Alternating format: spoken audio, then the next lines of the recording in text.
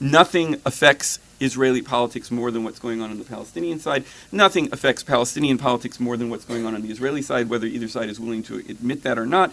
And so I would say that if you wanted to sum up the political mood, as far as I can tell, as an Israeli, one who spends a lot of time talking to Palestinians, if you want to sum up the Palestinian political mood at the moment vis-a-vis a peace process, it is, in fact, no, we can't.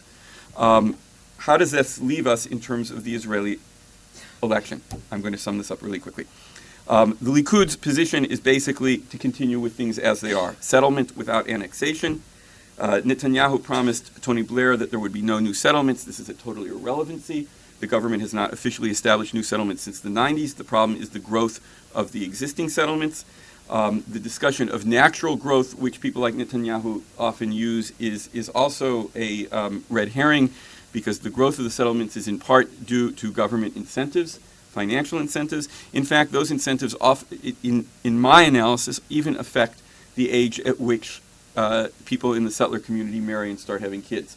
For the very simple reason that if a young couple knows that they can buy a house at a much lower price, if you can buy a house in the settlement of Shiloh for the price of renting a studio in Jerusalem, a student couple is more likely to get married and start raising a family because it is affordable. I know this sounds strange, but even in very ideological communities, economic factors have an effect. I think they have a strong effect. The labor side of the position, labor has become more and more irrelevant, I think, because it has never done the historical accounting that settlement as such has been the problem and not settlement in this area or that area. The Oslo Agreement was in some ways, on both sides of the divide, an attempt to put off difficult decisions until later.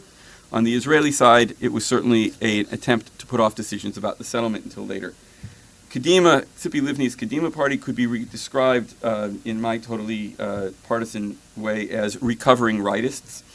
Ehud Olmert recognized in 2003 that the alternative to giving up control of giving up Israeli rule over the Palestinian population was the one-state alternative, which he did not want. He did not want to go there. He warned that if Israel did not pull out of the West Bank, that he said, we are approaching a point where more and more Palestinians will say there is no place for two states between the Jordan and the sea. All we want is the right to vote, and that would lead to international pressure for the one-state arrangement. Nonetheless, Olmert proved to be a very weak leader and a poor negotiator, and disappointment with his inability to fulfill any of his campaign promises is one reason that the right did so well in the recent elections. I would note that there are a lot of other reasons. As corruption affected, for instance, the Palestinian elections, so it has affected the Israeli elections. The final force, and perhaps the most dangerous force in the recent elections, the one to which most attention needs to be paid, is Avigdor Lieberman, head of the Israel is Our Home party, Yisrael Beitenu. Lieberman is a classic European rightist. His appeal is to members of Israeli society who themselves feel marginalized, and his response to them is to say, you belong, and we can prove that you belong because these other people, in this case Palestinians who are Israeli citizens, do not belong. They are the fifth column. By looking at them as the fifth column, you can feel more that you belong yourself. His particular appeal is to immigrants from the former Soviet Union and to other people who feel marginalized in Israeli society. Again, I think that if you look around Europe, you'll see that this is a classic tactic of the radical right. The unfortunate result of the elections is twofold. One is that the failures of the previous government pushed the electorate rightward, whereas the center-left bloc had 70 out of 120 Knesset seats. In the previous Knesset, it now has 55. That is to say, the right has 65.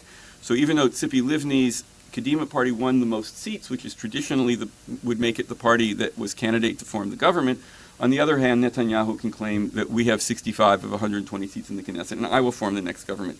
What is truly dangerous about the situation is that rather than at least as of the last news stories I was able to read on the web before coming here to speak, I would love to have it turn around over the weekend. Rather than Livni and Netanyahu joining forces in order to leave Lieberman out, they are bidding for his support.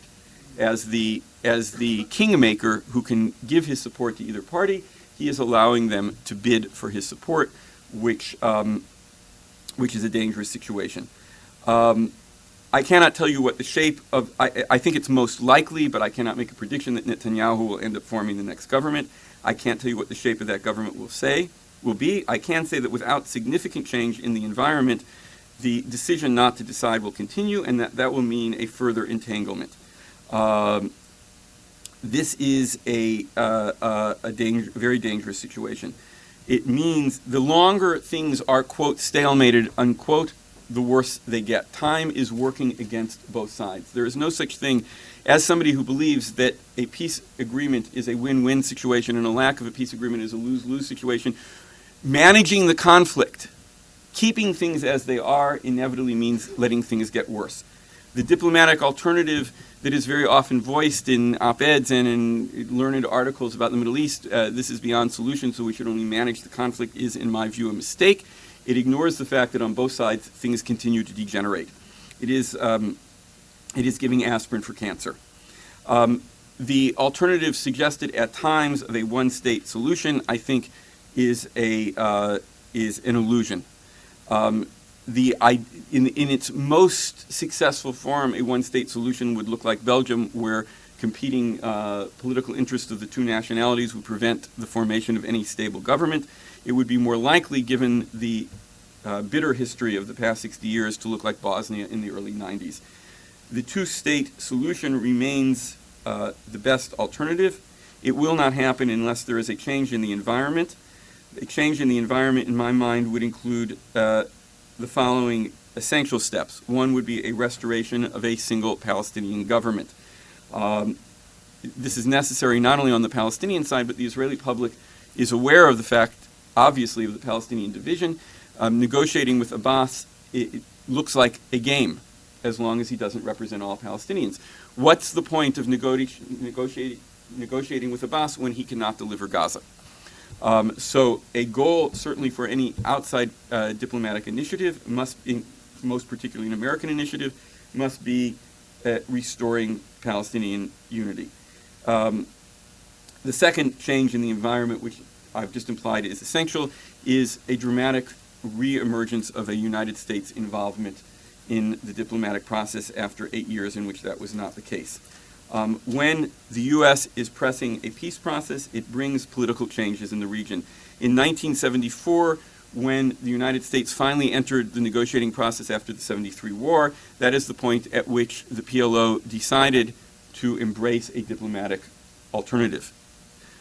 It suddenly became very important for the PLO to get a seat at the table, which it had not sought beforehand, because diplomacy was where things were happening.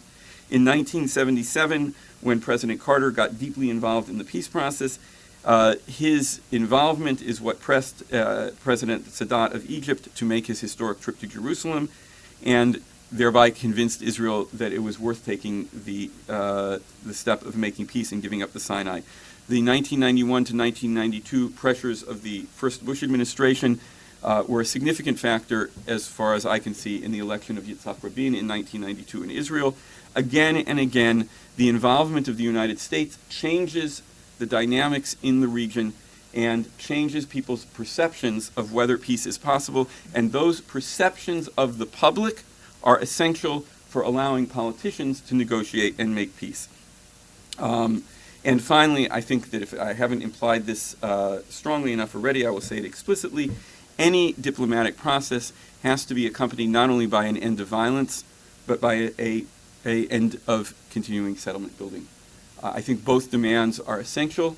You will not get Israeli trust in a diplomatic process unless violence stops, but you will not get Palestinian trust in a diplomatic process unless settlement building stops, and therefore any U.S. involvement has to take that as a starting line.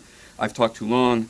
I have too little time to answer questions because I'm supposed to be at the Hill in 40 minutes, so I will take whatever questions I can in the meantime. And thank you very much for your attention.